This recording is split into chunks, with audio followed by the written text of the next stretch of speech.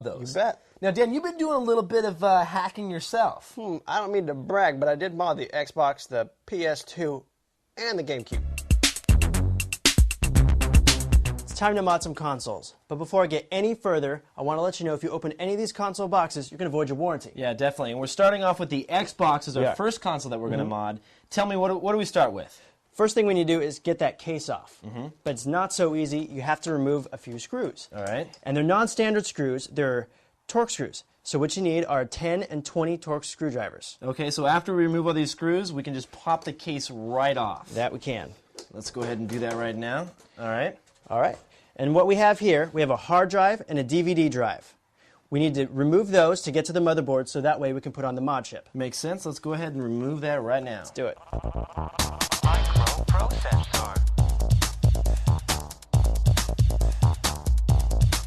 Now, as you can see, we're down to the motherboard, so our next step is to put in a mod chip.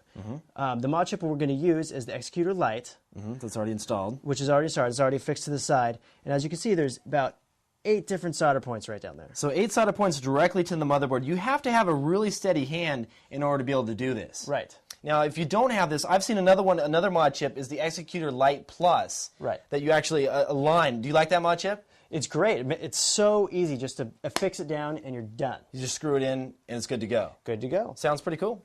And then as far as the next step goes, all you need to do is we're going to put everything back and we're going to put in a brand new hard drive. Let's do it.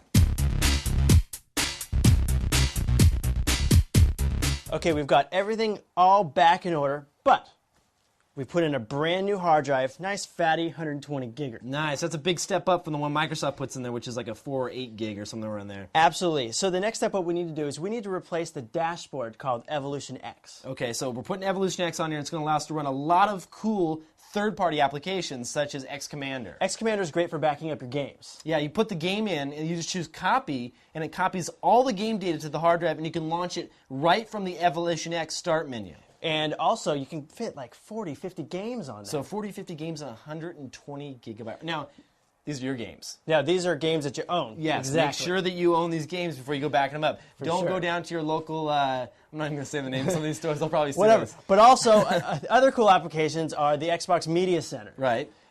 That's pretty cool because you can stream all of your movies. You can even stream the broken. You can put the broken on here and stream it right to your TV. Absolutely. Now, so much information. All this information you put together, what was the best resource that you found? The best place to go is xbox-scene.com. Gives you tutorials, everything you need to know to get this done. Excellent. Let's close this up. We're done with the Xbox. Sweet. So here we are with the PS2. What we're going to do is put in the mod chip, strip it down to the motherboard like we did with the Xbox, and we're going to put in the mod chip, but pay attention. It's really tricky to put this stuff back together. Let's do it.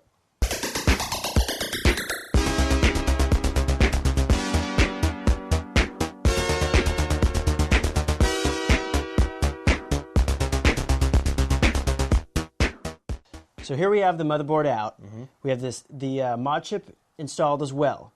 But if you notice, there's about 20-some leads to solder on. Yeah, these aren't easy leads either. These are tiny little solder points to the motherboard there. Right, so we can't stress enough. If you don't have a steady hand, don't do it. You have a dead PS2. Which mod chip did you use here? This is the DSM-3, which is probably one of the more popular ones out there. Now, what kind of functionality can we expect once the mod chip is successfully installed? Right. Well, it's not exactly like the Xbox, so it's not going to have the same functionality, but it's going to allow you to play all your back to PS2 games, European versions, and also Japanese versions as well. Now, we've also seen some other little tiny third-party applications, such as little media centers and things like that, right. that you can add on, but not near the functionality of the Xbox. Absolutely. So just make sure you have a steady hand, and it'll be good.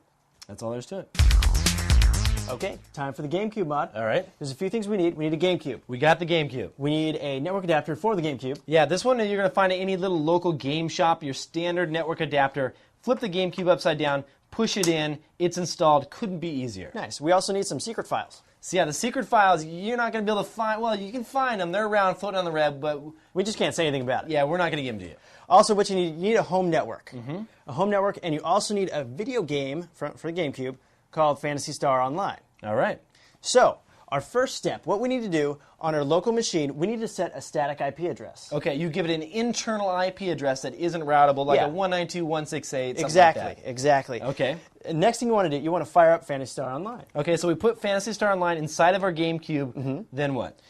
Now you're going to go into the Phantasy Star online options and enter the IP address of the local home machine that you're running the secret files on. That makes sense because in the GameCube, the Phantasy Star Online that's running on the GameCube is going to attempt to connect to the internet, but it actually is being intercepted by this local machine that's running those secret files, which is going to allow you to run a little exploit and send the games over to the GameCube. Exactly. So your next step is take those GameCube ISOs and send it right over the network. Okay, so it's going to stream them into the GameCube. No more disk swapping. Exactly, but it's going to take a while. It's going over a 10100 network. Right. And how big are the images that we're talking about? Yeah, what we're talking about, it's like a gig and a half, like 1.37 gigs. So it's going to take a while. Be patient. For Okay. Sure. Makes sense. That is all three consoles, the basics that you need to know to get started.